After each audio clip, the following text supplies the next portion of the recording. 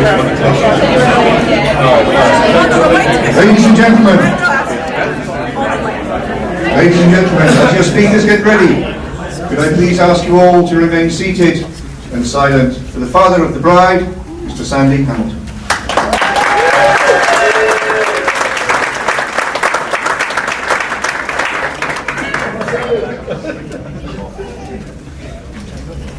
We've been nervous. Never done this before. You got this. Father of the bride, I hope I never have to do it again. So he's my band manager. New job. So I googled it, obviously, because I'm a young guy. What to do, who to toast, how not to embarrass Helen. Google wasn't very good with the last one. Sorry, Helen. Over a quarter of a century ago, in the Simpson maternity unit, I never saw this day coming. Never had an inkling. What an idiot. I should have prepared this speech at the very least. But I always felt I couldn't concentrate. I just felt pressure, felt crushed. I'll tell you why. We had it hard with her.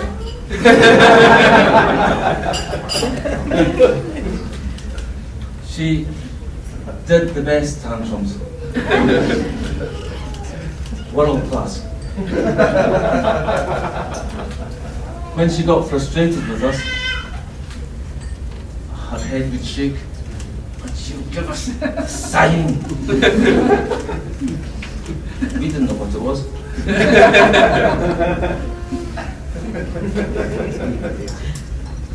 So we called it the C sign. It was relatively recently that she told us very casually, "Oh, I was crushing your heads."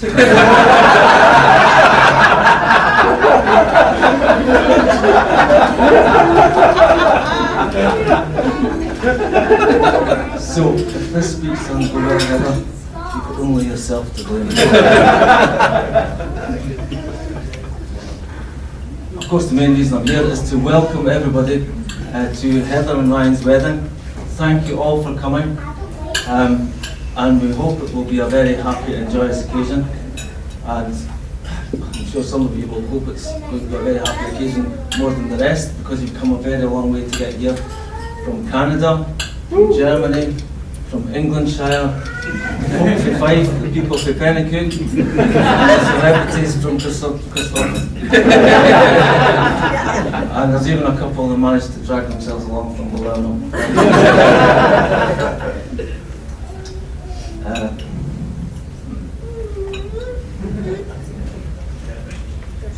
Over a quarter of a century ago, go back to that, but it was before then, before Heather was around, her grandpa Bert used to come to our house every week, or we'd go to their house, and every week he had a new joke, or sometimes an old one.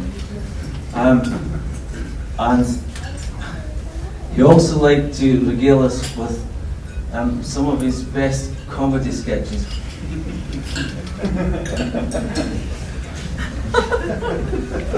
Some of them, well, his favourite was the Ricky Fulton's Father of the Bride. It's one that should never be reenacted.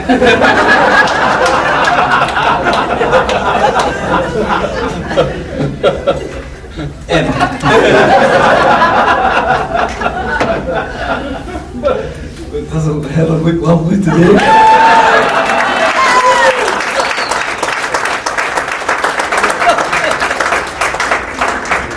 And Ryan, I love Ryan.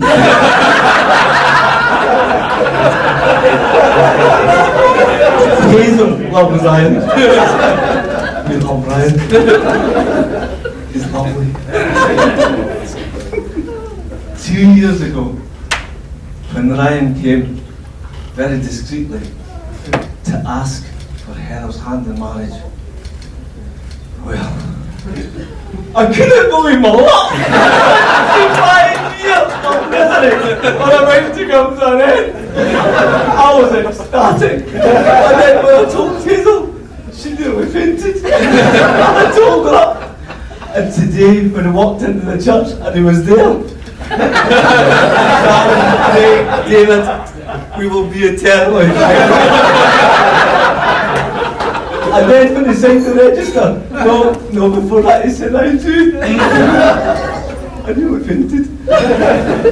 And then he signed the register, well, then I'll leave. I looked across at Hazel, and now some of you will have seen the Full Monty. And there's a scene in the Full Monty where they're in the job centre.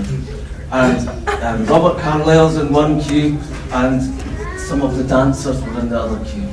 And the dance music comes on, and they do the kind of shoulder thing. And then one of them, when it gets to the end, does a wee twirl and a dada moment. Well, I looked across at Hazel, and she was there. And I was there. And the pair of us, for a moment, I thought she was going to do the whole twirl around. Well done on the restraint, Hazel. Respect. Before I forget, have you heard the one about the magic, Ryan? He went down the road and turned into a church. Favourite. To be serious though, Heather is a joy to be around. We're very proud parents, and through her dancing years, and when she did the Captivate audition, and she was in the Fringe for 3 years, that was a very proud moment for us. And obviously she's got a degree and seems to be enjoying her career. So I think the pair of them are well suited, and it brings me to a story of my dad. I like to keep the tradition going. My dad told me 35 years ago, and I feel that it should be imparted at least once per generation. It's a wedding story from a Bedouin tribe in the Sahara Desert. So they have a 3-day wedding in a black tent, and on the 3rd day, it's very much like this with the wine and the wedding breakfast. And then mid-morning, they bring the camel out, and they put a hadashin, which is a special saddle for the bride and groom, and the groom puts his wife on, and the groom gets on the camel, and off they set into the desert, the hot blazing sun and the hot sand. Happy couple, off to the honeymoon oasis. So after a couple of hours, the camel started to leave its head, and it snorted and spat, and it started stamping its feet. And started doing its feet, and they jumped off the camel. The groom got off the camel, and then the bride got off the camel, and they waited 20 minutes. And eventually the camel calmed down. And the groom went up to the camel, looked it straight in the eyes and said, "That's once." He got his bride on the camel, he got on himself, and off they went, hot blazing sun and hot sand, and happily in love, and they went off to the honeymoon oasis again.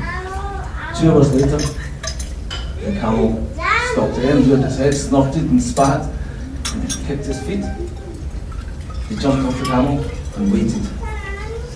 20 minutes later, it calmed down, sure enough.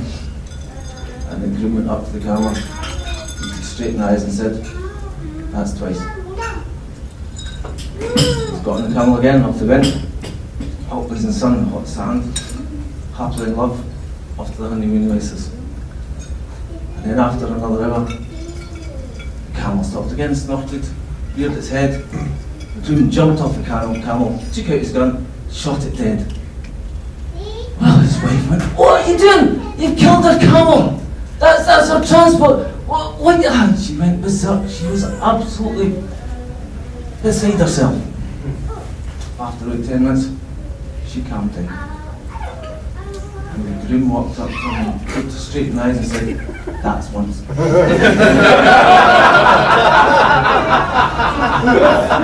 Different times, different cultures.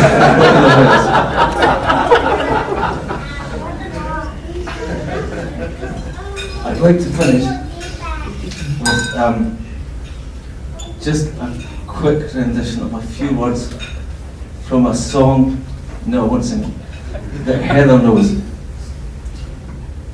Heather, you're leaving us for a life of Ryan. Right, and you're leaving us, but so what? You're still a rock star. You got your own, you don't need us. But guess what? You'll have more fun. Now that you're gone, you don't need us. Tonight, it's alright. Ladies and gentlemen, would you please, if you're able, would you please be upstanding with glasses in hand as a toast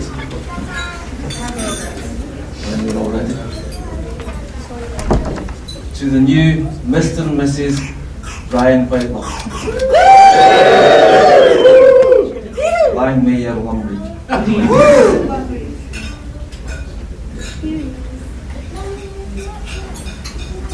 Ladies and gentlemen, father of the bride.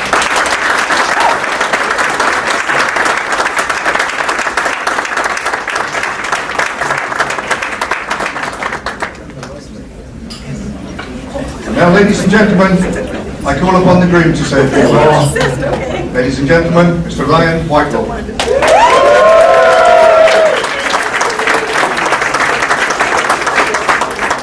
Hello everyone.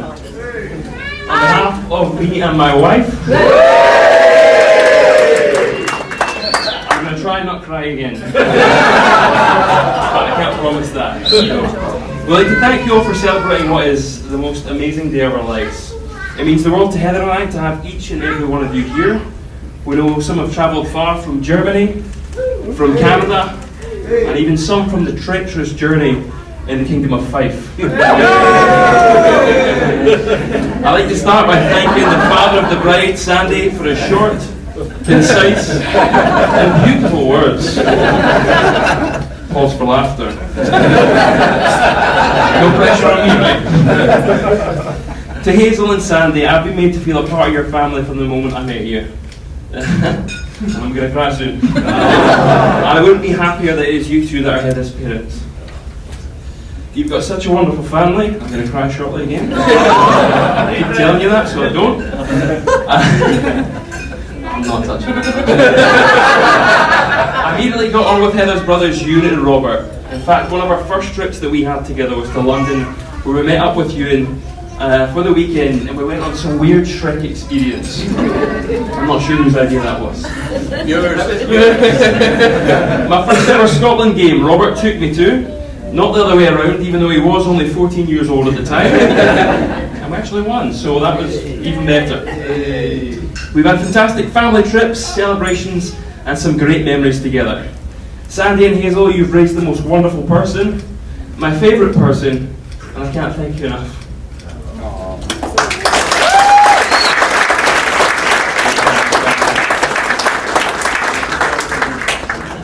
To my parents, Mum and Dad, Heather and I are blessed to have you in our lives, helping us with everything that you do. And I think you'll know that Heather couldn't be a better addition to our family, someone who fitted in from the first second, and the relationship that you have with her is a pretty good one. We want to thank you both for all your love and support. You've given me the best childhood I could have asked for, and I quite like the person you brought me up to be. You've raised the most wonderful person, my favourite person, and I can't thank you enough.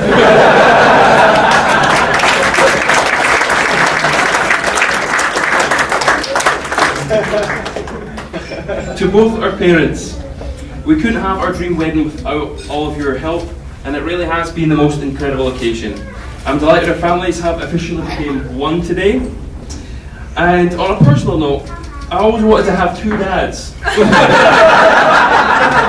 pretty cool.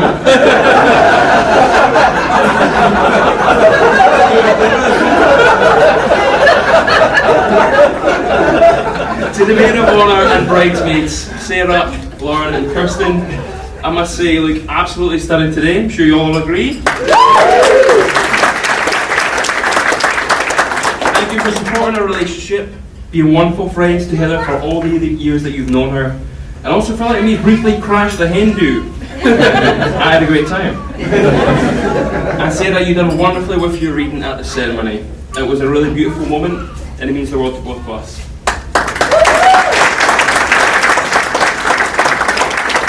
To my groomsmen, my boys, my sweet boys. Guys, we've not matured much over the years, and I checked with Heather, she's okay with it.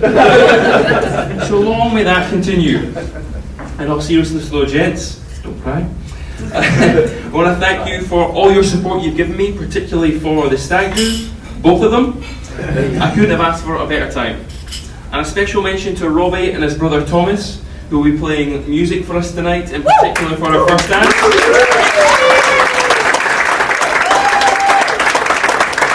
And it was one of the easiest decisions we've had to make during the wedding planning, so thank you so much. To my best man. Some say the better man. My handsome big brother. There he is.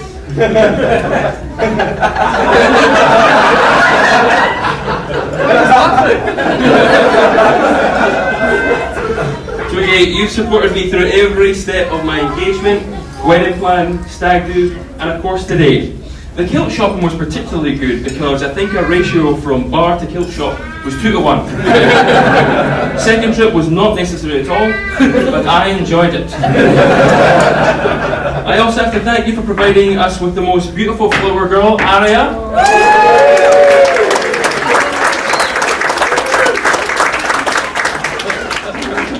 I speak for Heather and myself when I say we're the proudest auntie and uncle. It's such a good job, Aria, well done. And a special congratulations is in order to Craig and my sister-in-law to be, Nicola, as they welcome Aria's little brother later in the year.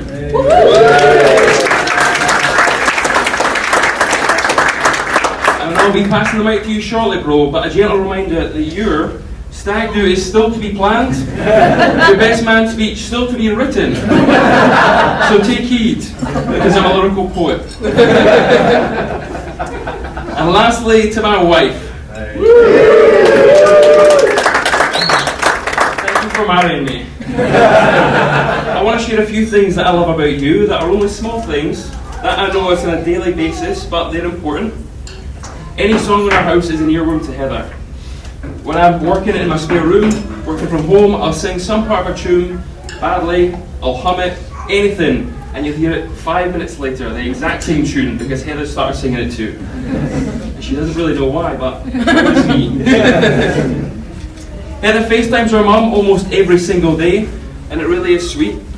They often talk about the same thing they spoke about the previous day. The same stories, Sandy can confirm. But just having that connection daily with each other is special. Doesn't matter what you talk about.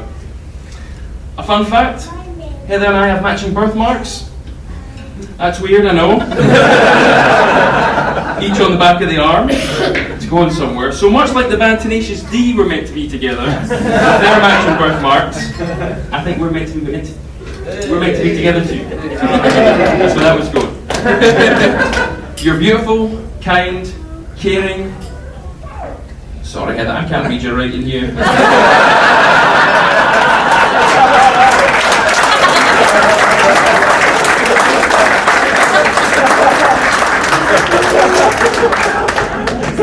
Heather, there isn't anything I've been more certain of in my life than knowing you're the person I want to spend my life with. Thanks for celebrating with us, everyone. Cheers!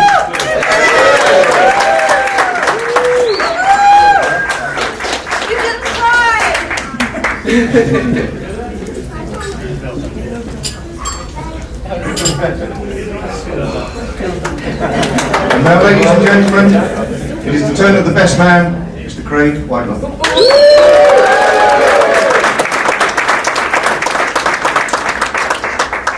For those unaware, there's a bit of a Hearts theme actually to this wedding thing.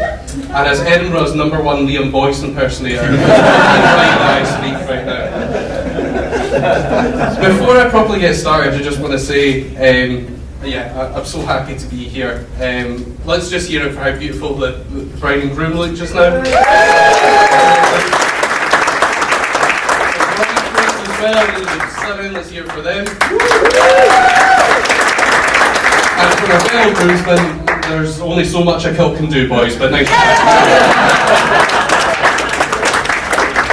Now, Ryan's probably a wee bit worried that I might embarrass him, but he is also a man that has left the house dressed in a Bruno costume that left very little to the imagination. And he dabbed on BBC One when he won Pointless, so anything I say cannot be as embarrassing as that. On the 3rd of May 1993, my dad drove me to the hospital and told me that my mum had just given birth to my little baby brother and he was called Ryan and I was going to meet him. And I said, "Brian, that's a funny name." And Ryan's been making me laugh ever since then. Ryan as a child was very, very cute. He was a little bit pudgy, but he had the most exceptional bowl cut that Sharon could put together. He had strangers come up and ruffle his hair, and I just remember being really, really jealous of the attention he got from it. But thankfully I've won the hair battle out of the two brothers. It's gone incredibly well. It's actually very apt that it's been such a sunny, glorious day today because I don't think you had a very easy mum with Ryan when it was really sunny. Notorious for being really difficult to get sun cream on him. I remember when we were on holiday, we just had a nap after being out in the sun all day, and I came through into the kitchen that we had in the apartment. And I was like, "Oh, it's a bit breezy in here." The fridge door was open, and in front of it was Ryan, butt naked, eating a watermelon, and his skin was the same colour as the watermelon. And that was only last year. But Ryan's always had a bit of a healthy appetite, and I'm going to try and make sure this is as quick as possible because I know I'm holding up the food.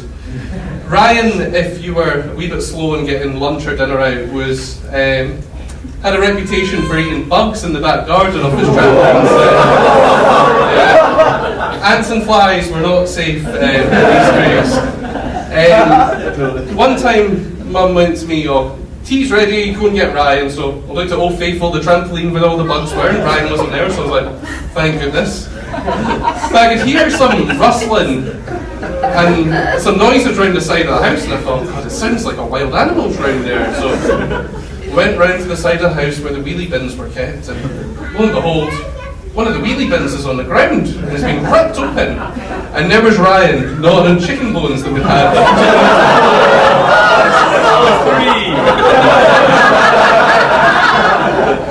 So to any staff working here, please make sure you're out pronto or he will be good.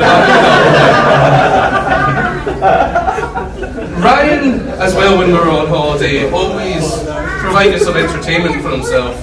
He always found the weirdest kids to be pals with, as you can see by his groomsmen. There was one particular holiday we were on where when we arrived, we'd got into our hotel room and we went down to the pool, as you do. I was known as the vampire, because I would just sit in the shade and hide and read a book. But Ryan saw some English kid arguing with his mum and dad from the pool and decided, yep, that's going to be the kid I hang out with for the next 2 weeks.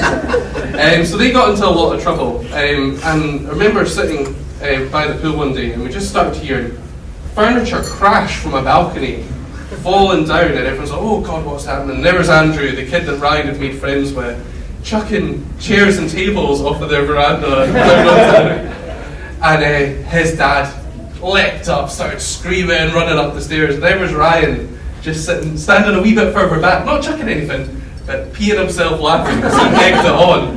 So this kid was crying his eyes out, stuck in his hotel room for the rest of the holiday, whereas Ryan was like, what are we going to do today? He was absolutely delighted. We also had a brilliant time, as Ryan mentioned, on the stag do, so I just want to thank everyone that came to that and all the other groomsmen for helping run that. It was absolutely brilliant. There's probably quite a lot of people in Manchester wondering why the Mormon church moved down there for a brief weekend and why they kept on going on about darts and Squid Games, but it was a great time that we had.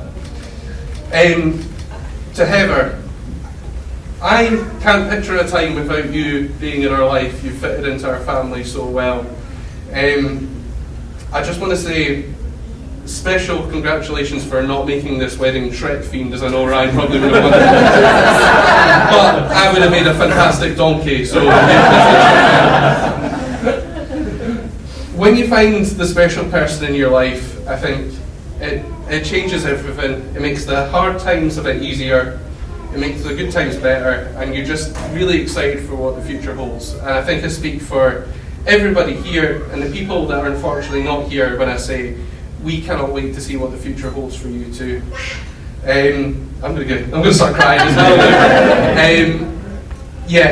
You're the best auntie and uncle that we could ask for, mainly because Ryan gets to play with all his old toys again, so which you two, if anyone deserves this day, it's you two, and I can't wait to see what the future holds for you. So, if you're able to, could you stand up and we'll toast? To Ryan and him.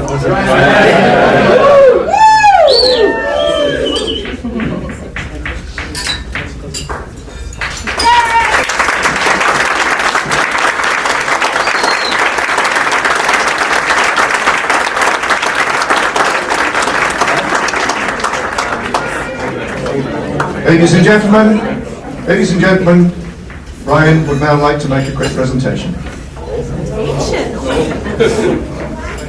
like you should make it be a performance for both mums.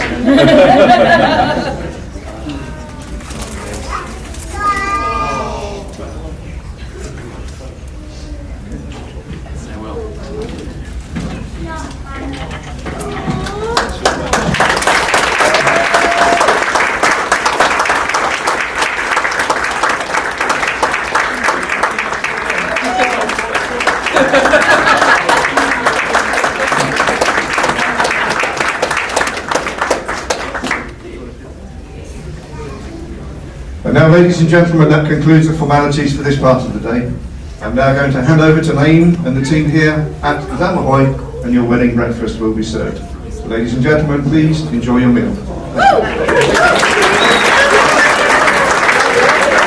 Can I welcome to the dance floor, Mr. and Mrs.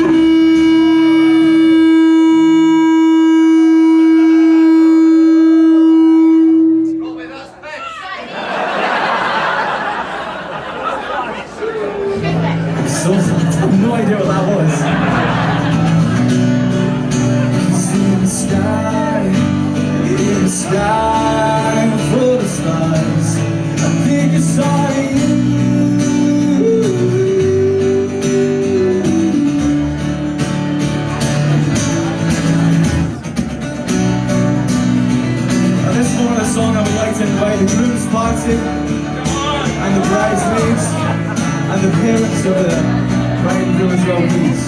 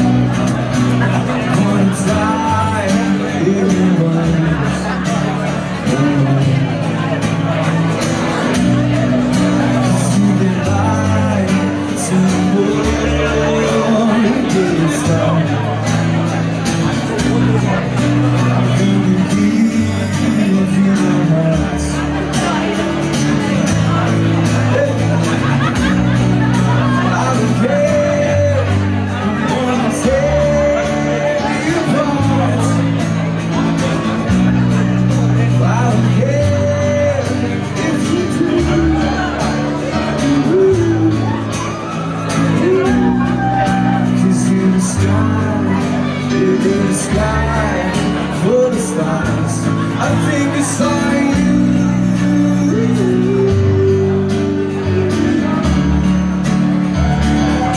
Yeah, I think I saw you.